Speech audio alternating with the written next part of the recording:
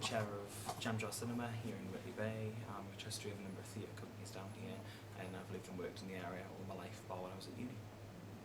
So what would you like to see happen at Spanish City?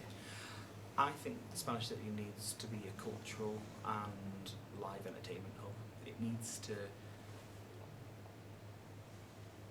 be exceedingly high standard, but also have a nurturing and development element to it, where we can bring the next generation of Northeast talent on.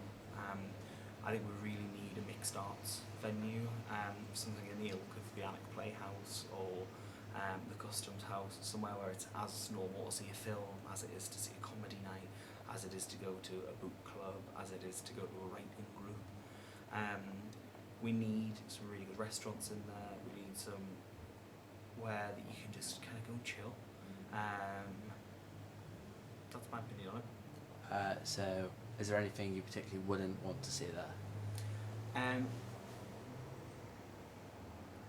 Half of me would love some really high quality independent restaurants, half of me would love some franchises.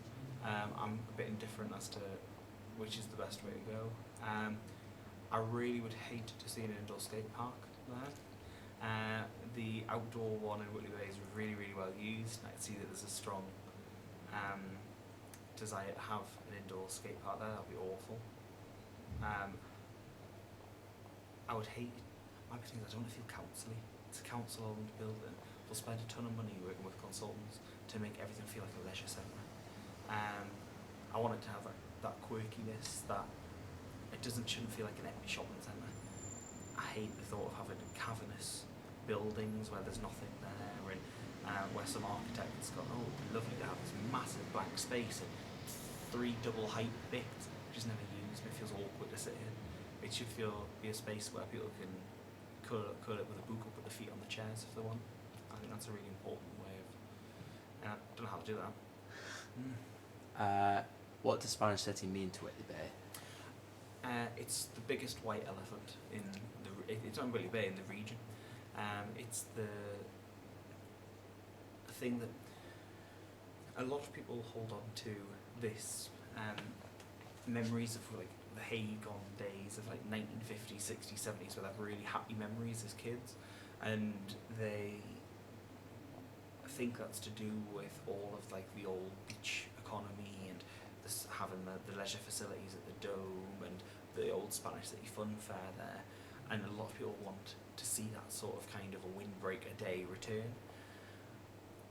But what it really means, it's a mausoleum for our inability to get things right.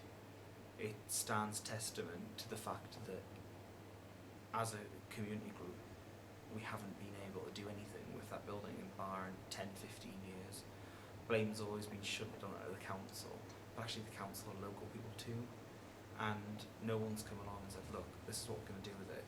And to be honest, when someone does come along with something good, people think they have a right to complain and say that actually that's not what we want, because we want it to be like the 1950s again. And I think what we're really trying to figure out is how we can make those really happy, nice memories, but in a different way. Because my memories of the Spanish City are completely different to someone who's 60. They have all those happy memories. I remember having a dire old skate park in it, rubbish amusement arcades, rubbish bingo hall out the back, no offence, a rubbish fairground, and walk in just thinking the building's falling to pieces. Did have Laser Quest in there as well, that was good. Laser Quest was good. So do you think the use of a tea room on the ground floor, an independent tea room, and then on the upper floor using the space to support an art studio that supports people with special needs, do you think that would be a good use of the space? Also, just to mention, obviously the tea room downstairs, Quilliams do a lot of stuff with like local art. They have music nights. We just talked to the guy at Quilliams this morning. He said that he wanted to promote local bands and local people, like you play single instruments, maybe folk kind of bands and things like that. What would you think about stuff like that? I think some sort of kind of indie social space would be really good. The challenge is you look at the centre of Whitley Bay and there are a lot of tea rooms. Most of them are struggling because there's a cost to it. And as much as we're like having like someone like Quilliams do really, really well in Newcastle, because there's not enough crowd, there's a big student market, there's a lot of kind of hipstery type people who would prefer drinking at an independent establishment. Down here at the coast, people aren't as fussy, would be my honest opinion. Mhm. Also, it's interesting, like they're looking for like a ground floor cafe space. Surely the upstairs where you've got like panoramic sea views Yeah. would be the only thing that I think exhibition of art and exhibition of performance in those spaces would be good. I don't think it lends itself very well to artist studios Mhm. in the sense that they're mucky. Mhm. If you've got a sculptor in or a potter in, it's people doing stuff on large canvas. In 2 or 3 years, the place is going to look really, really grimy. Mhm. Whereas a high-end gallery, I think would do really well. Upstairs, if it was a multi-purpose performance space, so there could be a gallery arm, there could be something where seats cascade into the wall, or temporary seating. Like there's a venue down called Arts Depot in London, and the seats actually are under the floor and they flip out Mhm. on themselves. They're all on hydraulics. That sort of kind of thing. I think we're trying to keep the place as flexible as possible. Mhm.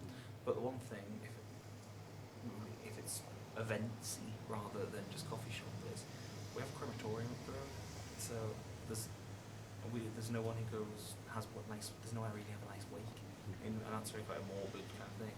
Wedding and wake venues in Whitby, they are quite limited. You're looking at like the Grand Hotel in Tynemouth or Canterbury or Pub. So somewhere where it's nice, where older people feel safe, where people feel that they can come by themselves if they want to. Yeah, that's my kind of thing. I think an independent tea room will certainly do well there. But it just depends if there's any other chains, what parking's like.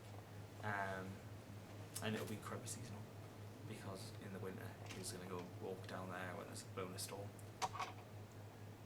Great. Yeah. Yeah, that's Yeah, everything. brilliant. That's Cheers. perfect.